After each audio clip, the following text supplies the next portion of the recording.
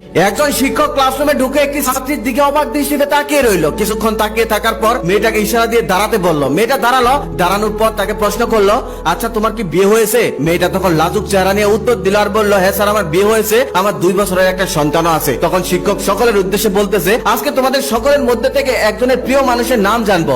তখন শিক্ষক সেই মেয়েটাকে ডাক দিয়ে তার হাতে একটি চক আর ডাস্টার দিয়ে বলল, আচ্ছা তুমি শিক্ষক, যাও ভোটে চলে যাও। মেয়েটি ভোটের সামনে চলে গেল। তারপর শিক্ষক তাকে বলতেছে, এখানে তুমি 10 জন প্রিয় মানুষের নাম লেখো। মেয়েটি 10 জন প্রিয় মানুষের নাম লিখলো। তারপর বললো, এখানে 10 জন প্রিয় মানুষের পরিচয় লিখো। মেয়েটি সেই 10 জন মানুষের পরিচয় লিখলো।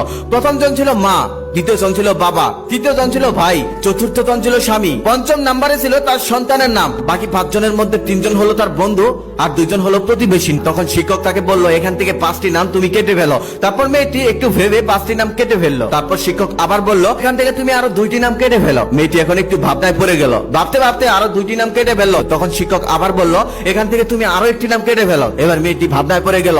মেয়েটির চোখে জল এসে গেল। মেয়েটি কাঁদতে লাগলো। মেয়েটি এখন কার নাম কাটবে, কার নাম রাখবে? ক্লাসটা যেমন হাসি খুশি দিয়ে শুরু হলো, এখন আর ক্লাসে সেই হাসি খুশি নেই। সবাই অধীর আগ্রহে অপেক্ষা করছে মেয়েটা এখন কার নাম কাটবে সেটা দেখার জন্য। কিন্তু মেয়েটা কারণ আমি কাটতেছে না। তখন শিক্ষক পিছন থেকে বলল, মা এটা সামান্য একটা সাইকোলজিক্যাল গেম, আর কিছুই না।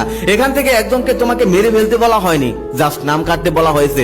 তুমি এত চিন্তা করো না, কান্না করো না, একটা নাম কেটে ফেলো। তখন মেয়েটি একটা নাম কেটে ফেললো, সেটা হলো তার সন্তানের নাম। এখন শুধু একটি নাম অবশিষ্ট হলো, সেটা তার স্বামীর নাম। তখন শিক্ষক পেয়ে গেল তার সব থেকে প্রিয় মানুষ কোনটি। তখন শিক্ষক তাকে সামনে ডেকে এনে বলল, মা তোমার মনের উপর দিয়ে যে ঝড় আজকে বয়ে গেল, এটার জন্য আমি দুঃখিত, আমাকে ক্ষমা করো। তারপর তার ব্যাগ থেকে একটা গিফটের বক্স বের করে বলল, এখানে 10টি গিফট আছে, তোমার 10 জন প্রিয় মানুষকে একটি একটি করে দিয়ে দিও। আরেকটি প্রশ্ন আমি তোমার কাছে জানতে চাই, তোমার 3 জন বন্ধু আর 2 জন প্রতিবেশীর নাম না হয় কেটে দিলে, কিন্তু তোমার মা তোমাকে গর্ভে ধারণ করেছে, বাবা তোমাকে লালন পালন করেছে, ভাই তোমাকে ভালোবেসেছে, শুনেছি একটা মায়ের কাছে নাকি তার সন্তান সব থেকে দামি। এই 4 জন মানুষই ছিল তোমার জীবনের গুরুত্বপূর্ণ মানুষ, কিন্তু তুমি 4 জনের নামই কেটে দিলে, শুধু রেখে দিলে স্বামীর নাম। এটা কেন জানতে পারি?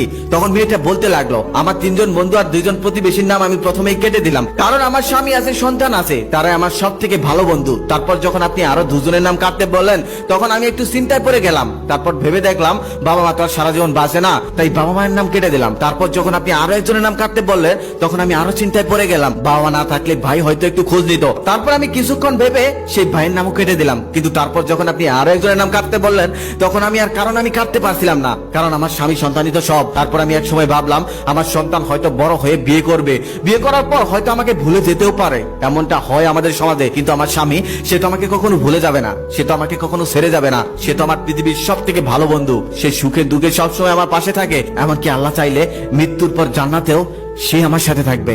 এটা